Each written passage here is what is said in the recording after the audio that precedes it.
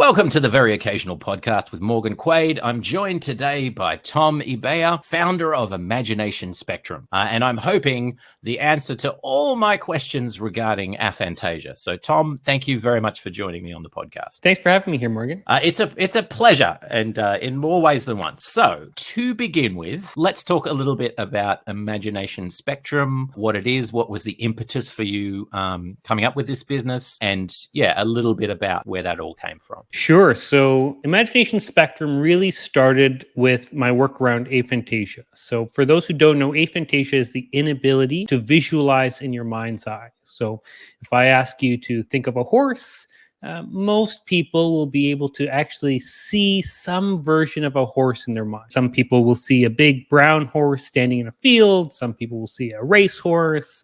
And that all really depends on your past experience. But for those with aphantasia, there's no actual image in the mind's eye. It's just the idea of a horse, the concept. And so if we want to talk about horses, I can tell you lots of potential attributes. You know, they're black. It can be black or brown or white. It's a mammal with 4 legs. I can tell you lots of facts about it, but I don't actually experience it in any way. And it's not necessarily just for the visual sense. This can be experienced in all the senses. So if I ask you to think of a song you really enjoy, most people can imagine the sound of the music in their mind. They can actually hear the quality of the sound, the drums or, the guitar. Wow. Now, I could maybe hum to the rhythm of the music, but I don't actually hear the sound. And so this ability to imagine sensory experiences in our mind differs from person to person. There are individual differences.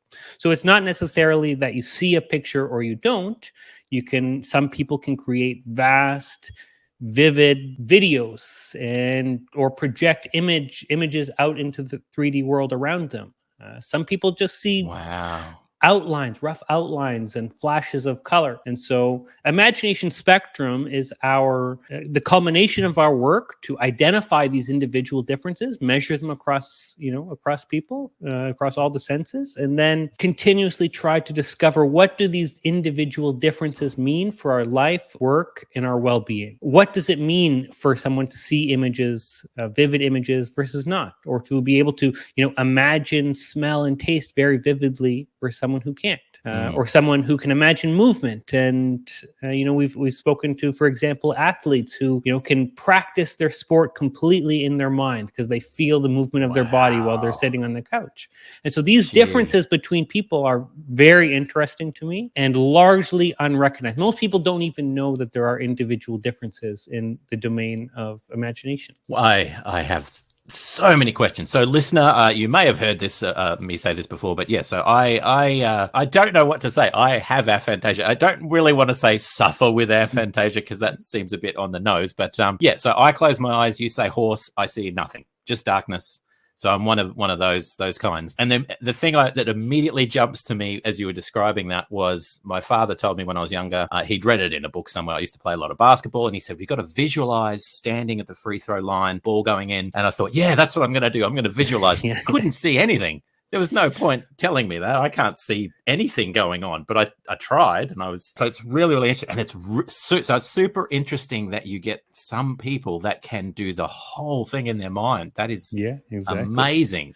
More people than can't, actually. So, there's a wide, there's lots of estimates, but the best guess we have for like full aphantasic, so, no experiences in auditory or movement or visuals of any sort, it's around 1.5% of the population. So that means most people around us, Morgan, are, seeing stuff. Yeah. And I've spoken about this on the past podcast before. I for a long time did not identify myself as a horror writer because I thought it's not really horror. It's kind of, urban fantasy and sci-fi and all that sort of stuff. And then I started getting more reviews coming in, and people were saying, it was just so vividly horrific. And then I realized it's because even when I'm writing it, I can't vividly imagine a lot of this sort of stuff. So it doesn't have that same guttural kind of pull that it does for other people, which is really, really weird. So do you yourself have a degree of aphantasia?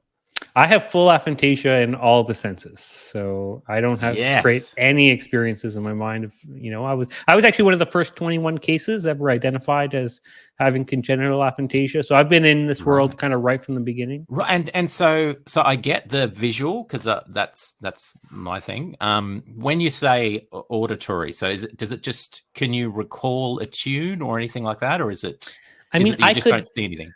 I could like hum to the rhythm of the music, but if I ask you to like imagine, think of your like a favorite song, can you actually Yeah. hear the sound of the instrument? Can you distinguish between like the sound of a guitar versus the sound of a xylophone, for example? There's a difference between being able to hum to the rhythm of Right. something and hearing the quality of that sound. I'd have to say I can, because that's music wise. That's primarily what I have to do is differentiate between the different the different sounds and what the guitar's doing versus bass versus piano versus everything else. So yeah, I presume I can. Just another question to follow up. You heard, you were just talking about your father telling you to visualize. Can you imagine the sound of his voice? What his voice actually sounded like? No, not at all. Okay, Not see, even so not there even you go. close. So you know what he said, but you can't imagine what his So voice sounded like. Now that's so the difference. wait, people can do that then? Oh yeah, most Normal people. people can do that. Oh yeah, most people do that. So Oh, when people what? when people are thinking like what Morgan said, they're imagining it in Morgan's voice. They're playing Oh, the sound of wow. your voice in their mind. Okay, so yeah, I don't have that. So wow, that is it's funny. You don't know until, so I only found out, I think it was last year or the year before, about aphantasia and all this sort of stuff. And it was a absolute revelation. And one of the key things when I spoke to my wife about the whole thing was, this is why we argue so much when you're talking about what you're going to change in the house, or you're going to refurbish this or whatever else, because I can't imagine any of it. I don't know what you're talking about. And you're saying, I told you this. I said we would do this and put that cabinet there. And I'm thinking, that sounds great. Can you draw it for me? Because unless I see it drawn, I can't do it. Yeah. So it's one of those things that until you realize, that all of a sudden you realize and you think, this explains so much about, the way I think and the way I don't think, and the way, for me creatively, I have to start with the thing. I have to get the ball rolling, and then I can Yeah, steer and exactly. move it. I can't just imagine it and then, wow, there you go. There you go. So, Yeah. we have visual, we have, or in the mind's eye, we have auditory. What are the other So aspects? olfactory and gustatory, which is smell and taste. So, Right. I know I know what foods I enjoy, but if you were to ask me now, like what does, I don't know, like popcorn taste like, I know it's kind of like salty and buttery and good, but I don't taste it now. I can't reimagine what that tastes like. Now you're going to tell me that normal people can do that. Is that Oh yeah. correct? Oh yeah. Oh Oh man. yeah. Yeah. Because again, I've never been able to do that. I just thought that was, people can't. They use words because they know logically. But Oh no, yeah, wow, they can. So okay, so smell and taste, touch, tactile imagery, which is like feeling against your skin. So unbelievable. like I've talked to people, for example, who they're like, oh, I made the decisions about my room based on what I imagine the texture of the wall will feel like. And it's like, that's just so funny to me, because that's something I Wow. wouldn't even think about. So tactile, and then motor, which is movement. So that's back Right. to the basketball example. Yeah. There's a difference between seeing yourself throw the basketball and actually imagining what your body would feel like doing the movement without actually moving, and that's motor imagery. Yeah. Oh, I mean, it honestly, the way that my comparison, it feels like we're standing in front of a portal, and I can see through, and I'm hearing about all these amazing things that people could do on the other side of that portal, but I can't get there. It kind of feels like that is amazing to me, that some people could, or most people even, could have those sensory experiences in memory and in their mind without. I mean, so one of the things that I'd never realized is I can't visualize my mother's face. But I mean, my wife and son are upstairs in another room, and I can't visualize their face. So, think of the ones that you love. I can't. It's amazing to think that I'm never going to be able to do that. Exactly. I could tell you general kind of things, about them, but because you can't, like the whole idea of like the police sketch artist kind of thing, like I don't know about you, but for me that always was like, does someone even try and do that? Like when you can't see a picture of somebody. That's a really good point. Those scenarios where they say, okay, so you're going to come into a room, you're going to get 5 minutes, you look around, then you go back and you got to say what you remember. I remember nothing. And all the details are wrong, which is not just because of this, but wow. So what was your, like, when did you find out, and what was your sort of experience of so I first discovered that other people could visualize in like 2010, I guess. I was like 20 years old. I was in university, and interesting story. I had just came home from a party with my girlfriend from the time, and we had seen a mutual friend that we hadn't seen in probably like a year. And she said to me, she's like, Joanne was wearing the same thing she was wearing when I saw her last year. And I was like, how do you remember what she was wearing last year? Like, that's like, I don't know. I was just curious how someone would remember that. And she said, she's like, I see the picture in my mind. And I was like, what do you mean you see a picture in your mind? Like, I was just super curious. And I honestly became obsessed with that idea, and asked anyone who would give me the time of day, like, you see pictures in your mind? Like, what do you mean by that? And, and went kind of deep down that rabbit hole. At the time, aphantasia didn't have a name. And so it was only like, officially studied and given a name in 2015. So for a few years there, I was actually quite like, is there something wrong with me? Like, am I just not getting it? Like, what's everyone talking about? So I was very confused. But, and then there's lots of blog posts online. Just, meditate and then you can visualize. So, okay. So I tried meditating, tried all these different things to see if, there's something I could do about it. But I was fortunate to stumble upon a journal article written by a man, Dr. Adam Zeman in the UK, who studied a man who lost the ability to visualize later in his life. And so, they wrote this story about this gentleman who, lost the ability, and I kind of emailed in, was like, I've never had this. And kind of that's how the whole thing got started. And there, from what I've seen now, there's some research being done. There's some studies that are sort of coming out. I'm guessing the answer is no. They haven't figured out yet what causes it or what it is or any of that sort of stuff. But is there any sort of research that you're excited about, or that there's some answers starting to come out, or not yet? Sure. Yeah. No, there's. I mean, I think you're right. It's a young field of study, so there's not a ton of answers, but there's lots of new research going on. This is a area of a ton of interest now. Some of the really interesting stuff is, I would say there's quite a bit of work going into objective measurement. So right now it's very much subjective. So it's based on what I tell you. Which is good, and it points us in a direction, but it's very difficult to substantiate at scale and get the kind of legitimacy and funding and stuff to continue research. If we can't move beyond the subjective report. So and there is some interesting progress on that front. So it seems there is a relationship between physiology and imagery, and by that I mean you talked about writing horror. And, there's an interesting study out of Australia there, University of New South Wales.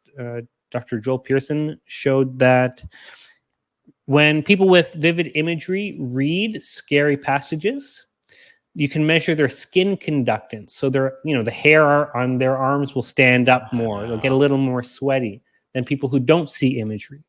So there are actually real differences that you can measure in the body based on what's happening in the mind's eye, and so that that's really, really fascinating work.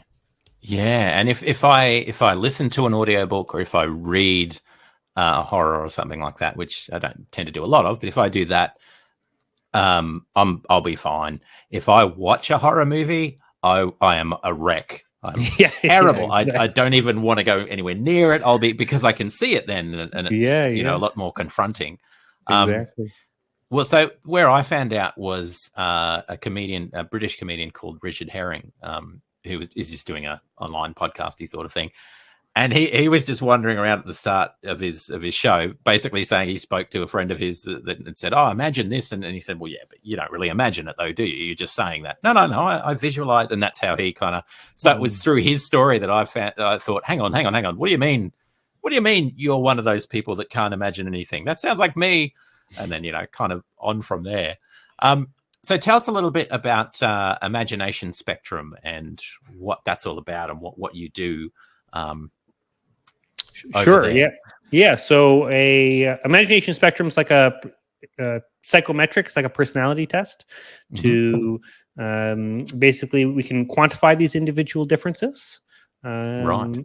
We started obviously with the subjective, with the personality type survey responses, which we've worked with a number of PhDs and psychometrics folks to help get that validated, to show it's actually a legitimate measure. And I using that information to then give personalized results. So this is how we think imagery, impacts life, work, and well-being. So basically, like I don't know if you've ever done something like a 23andMe, which is like tells you information about your genetics, or if you've done any of the Big Five personality type stuff like this. So that's really the work. We're trying to take all the new science that's going on and bring it down to a format that people can consume and hopefully use to make a positive impact in their life. And I'm guessing there is. I mean, it's hard when the percentage of the population is small. But I'm thinking even for how you would sell products, how you would market to certain types of people. Oh, exactly. You're thinking in the right direction. So there's because there's actual impacts in people's lives, that it can impact everything from learning strategies to potentially the receptiveness of different marketing material based on that imagery profile, right? Some people, for example, can only hear auditory imagery. They don't have visual, they don't have gustatory or tactile. They only have auditory. So someone like that, you could imagine, might have be more receptive to ads with, a little jingle in them. So these are the type of insights that, could be commercially viable. We've really started though with the focus on individual insights. So how can I, as the test taker, learn something new about myself? As the research continues to evolve, there's potential for some people to either improve or get better control of their imagery experience, because aphantasia is only half the story. The other end of the spectrum is called hyperphantasia, which is where people see very, very vivid imagery. And my whole thinking about, aphantasia being is this a disability or a disadvantage? I think not, because one of the big things that changed my perspective on it was that for many people, imagery is involuntary, meaning they're seeing pictures in their mind they don't necessarily choose to be seeing. Right. And you can imagine the impact of things like trauma, anxiety, things like this. Oh God, I would never sleep again. Right? These images persisting. And so, I've spoken to people who have, for example, extreme fear of flying. And they tell me it's because I just can't stop seeing pictures of the plane crashing. It just I can't get rid of those images. Yeah. And so so for them, either reducing or having better control of their imagery experience can have a really positive impact in their life. And so those, the more, that's the direction the company is, I'd like to see the company go, is as we understand more about imagery and how it impacts people's lives, what can we do with that information that enables people to make positive changes.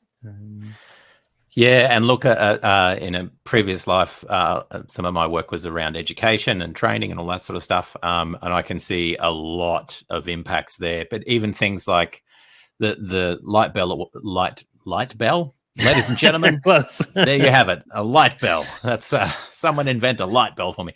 Light bulb moment was with mathematics, or for our American and I'm guessing Canadian friends, math. Do you go the math or the maths? Math, yeah, math. Math, there you go.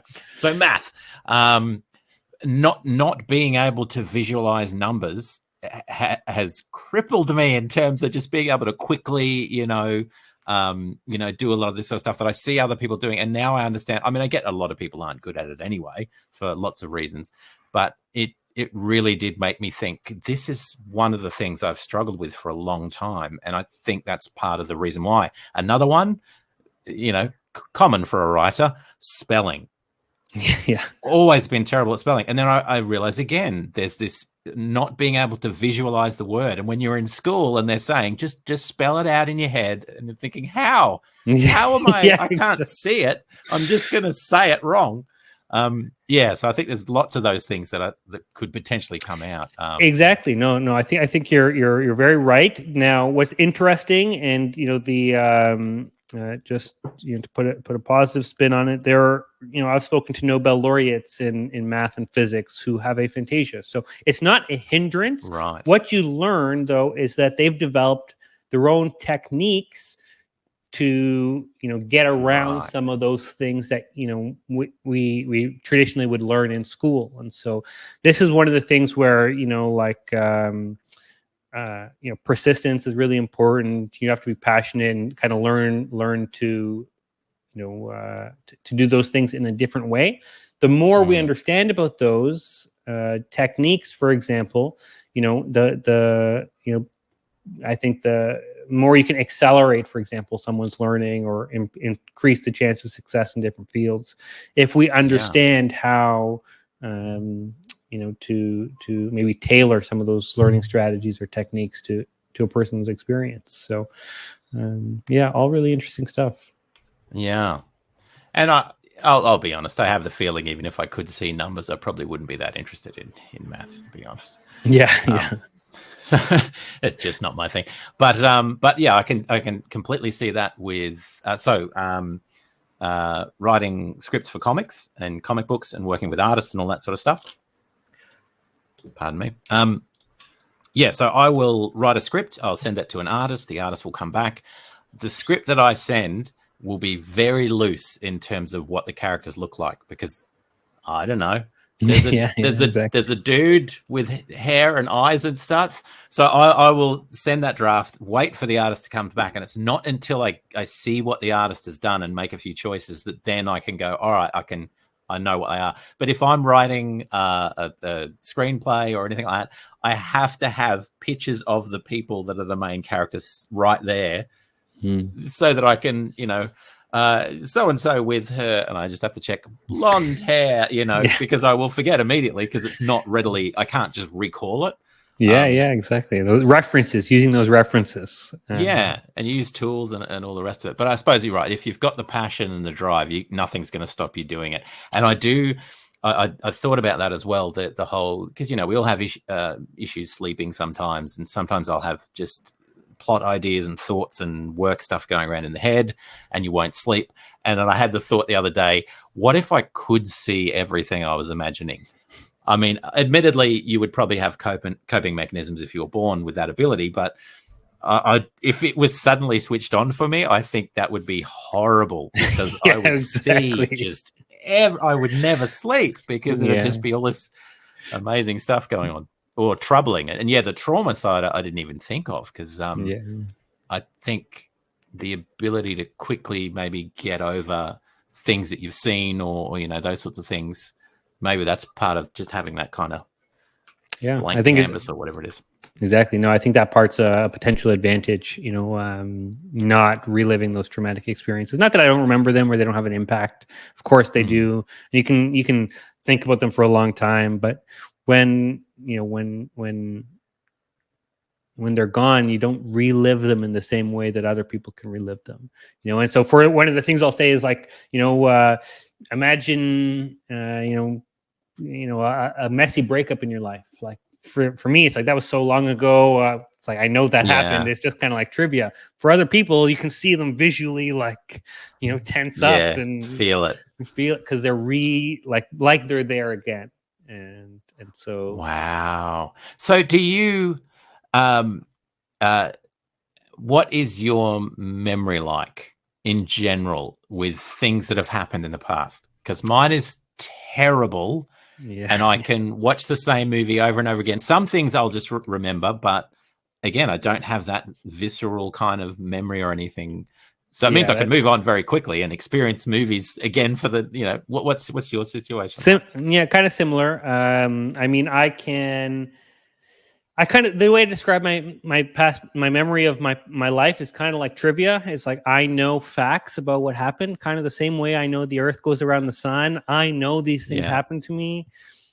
If you give me enough time, I might be able to work out the right sequence and tell you details about them. But it's like an exercise. I got to work it out, right? It's like so that's very different. So I'm one, I don't think about it a lot. I don't think about my memories a lot. Just because, I think one of the interesting phenomenons with aphantasia is like the way I experience my memories is I have to actually say them. That whole adage of picture is worth 1,000 words. Well, that means I have to say 1,000 words to get to that one picture. And it takes time to say 1,000 words. I have to spend the time, that actually takes time. So, so just the way it's experienced is so different because, of just that limiting factor of the relationship between time and speech. And so so much is making sense. This is so cathartic for me. So I'll be cooking dinner. This happens all the time. I'll be cooking dinner, and we use one of those services where you order the dinner and you make it yourself. But there's a picture of the dinner, what it's supposed to look like on the little recipe sheet. So there's a picture there, and I'll walk out into the other room, and my son will ask me, "What's for dinner?" And I will get flustered, and it's some kind of meat and vegetable thing, and because I can't remember what the title of the thing is, and I cannot see it, so I can't. There's like a disconnection between the thing and the thing, so I have to walk back in, pick up the thing. Part of that's probably my own memory, but I'm imagining if I could already sort of semi-taste, semi-smell, semi-see the thing, it would probably be easier for me to say, "Oh, it's steak and vegetables," or whatever it might be. Yeah, fair assumption. I think the more sensory information you have, I think it's a fair assumption or hypothesis to say it'd probably be, you have more data to work with. Let's say this has struck a chord with me, so we're going to move on to the next segment, which is called the worst pitch.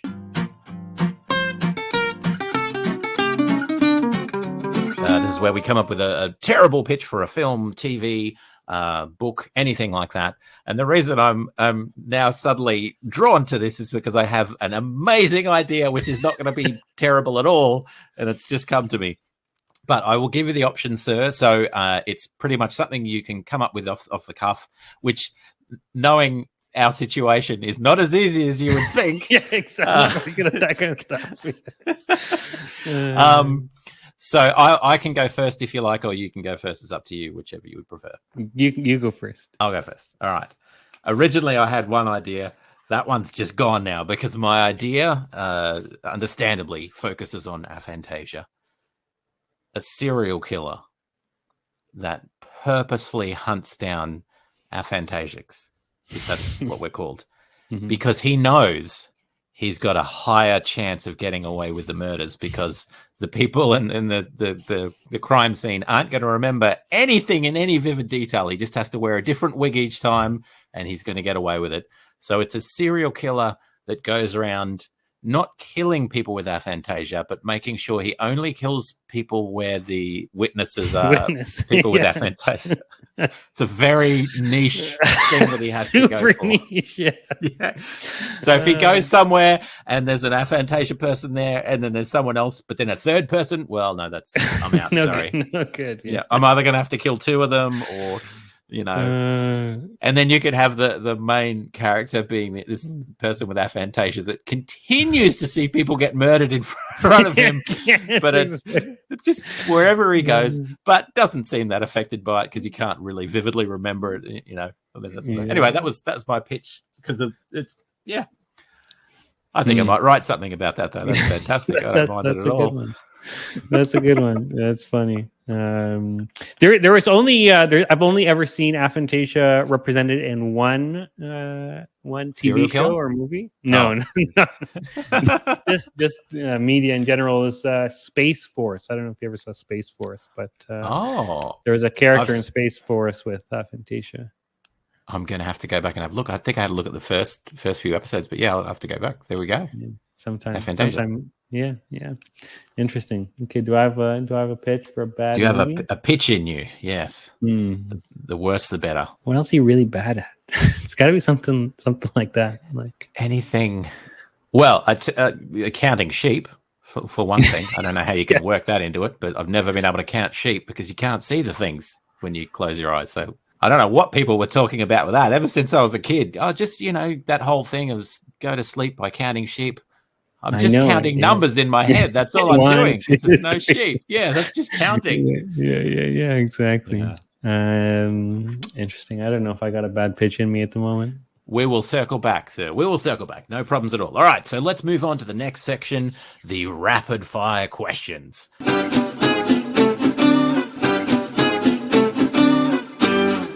You can only choose one, and you have to choose Star Wars, Star Trek. What do you choose? Star Wars. Star Wars. No hesitation. Everyone that chooses Star Wars, no hesitation. All right. That's okay. You can choose that. All right. So in the future, our bodies are wiped clean of ink, and it is mandated that every person has to have a unique tattoo on their person. What is that tattoo, and where do you get it? Interesting question. And can you visualize it? Just joking. You know what? I'd probably go with the Maltese cross. I don't know if you've ever seen the Maltese cross before, but probably get something like that. Nice. Whereabouts? Where? Massive on the back, or? Yeah, kind of something on the back. Exactly. Okay. Very good. Very good choice. And talking. So for those, I don't think we've mentioned it. So you are in Malta at the moment, and your family is from Malta. So hence the connection to the Maltese cross. There you go. Yeah. All right. So you're allowed to pass on to your children and future generations one toy from your childhood. What would that toy be? I'm going to go Game Boy Color. That. Good choice. Yeah. That was. I spent many hours with that, and that's. I feel like that'll be a cool relic. I badly wanted one of those. I was just the wrong age. I was a bit too old when they came out and missed out. That's a good choice. That's a very good choice because you can also just get all the games. So technically, it's one exactly. toy. There you go. Yeah. All right, this is going to be another tricky one. I think I asked these questions because of the lack in myself, maybe. And anyway. So you have to invent a new color. What is it, and why? See. Because if you asked me that question, I would really struggle to think of anything. But every guest that I've had, they come up with a color like that. And now I realize because they can see and all that sort of stuff. But for you, this is going to be tough. A new color. What do you want me to, I have to name it or describe it? What do you want? You can name it or describe it. If it's easier, just give it a name. Just smash two colors together. Yeah, I'd say something to do with purple. It's going off of the purple. I don't know why. For the royal kind of connection. Or that's it. Yeah, something like that. Something like that. All right. A new kind of holographic purple kind of thing. I don't know. Okay. Yeah. Oh, okay. So almost like a translucent-y purple. Yeah. Kind of. Yeah. We'll call it We'll call it aphantasia chic or something like that. Okay, There we go. Yeah, there you go. Well, thank you very much, Tom, for joining us on the Very Occasional Podcast and alleviating some of my worry about aphantasia. It's so great to talk to another fellow aphantasic. So thank you very much for joining us. I'm going to hand over to you now. Tell us where we can find out more about Imagination Spectrum and all things related to aphantasia. Thanks for having me, Morgan. So if this conversation was interesting to you and you want to see where you fall on the imagination spectrum, you can go to imaginationspectrum.com, take the test, and kind of see what your imagery profile looks like.